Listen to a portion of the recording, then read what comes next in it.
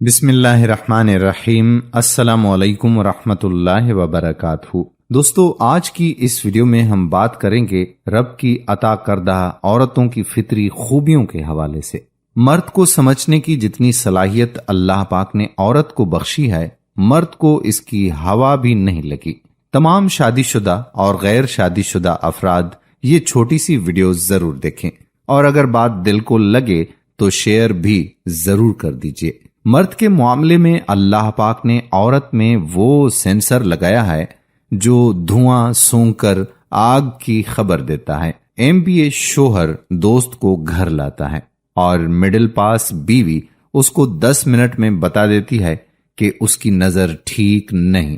عورت میں مرد کے بارے میں اتنی اپلیکیشنز رکھی گئی ہیں کہ وہ مرد کی نظر پڑھ سکتی ہے، اس کی چال پڑھ سکتی ہے، اس کے الفاظ پڑھ سکتی ہے، یہاں تک کہ وہ مرد کی مصنوعی اور حقیقی مسکراہٹ کے فرق کو دن اور رات کی طرح جانتی ہے۔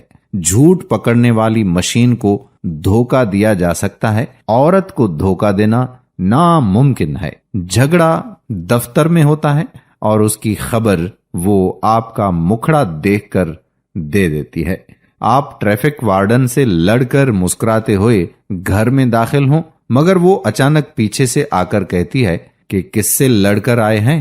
مزید بات کرنے سے پہلے پیارا اسلام کو لائک کریں، چینل کو سبسکرائب کریں، اور ہماری دعا میں شامل ہونے کے لیے کمنٹ میں اپنا نام تحریر کریں۔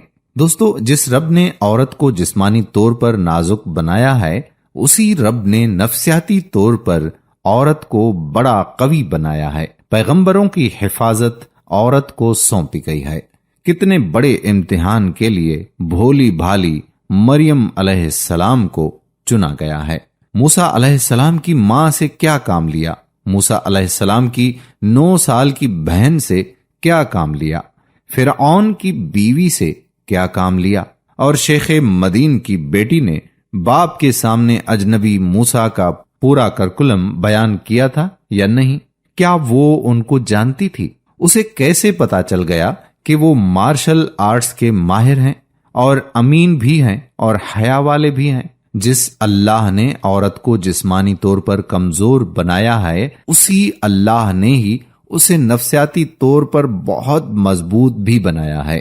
لہذا عورتوں کو ہر لحاظ سے کمزور سمجھنا یہ مردوں کی غلط فہمی ہے، اور ایک عورت کو وہی مقام دینا چاہیے جو ایک مرد اپنے لیے حاصل کرنا چاہتا ہے۔ اس کی عزت، اس کا احترام ایسے ہی ضروری ہے جیسے وہ اپنے لیے دوسروں سے سوچتا ہے۔ اللہ تعالی ہمیں دین اسلام کے عطا کردہ حقوق و فرائض کی تعلیم حاصل کرنے اور ان کو عملی طور پر ادا کرنے کی توفیق عطا فرمائے۔ آمین ثم آمین یا رب العالمین۔ دوستو، ہماری آج کی ویڈیو کے بارے میں اپنی رائے ضرور دیں۔ مجھے بہت خوشی ہوگی جب آپ احباب میسج کریں گے، کمنٹس کریں گے، اور وہ میں پڑھ لوں گا۔ انشاءاللہ پھر کسی اور ویڈیو میں ملاقات ہوگی، تب تک کے لیے اجازت۔ اللہ حافظ۔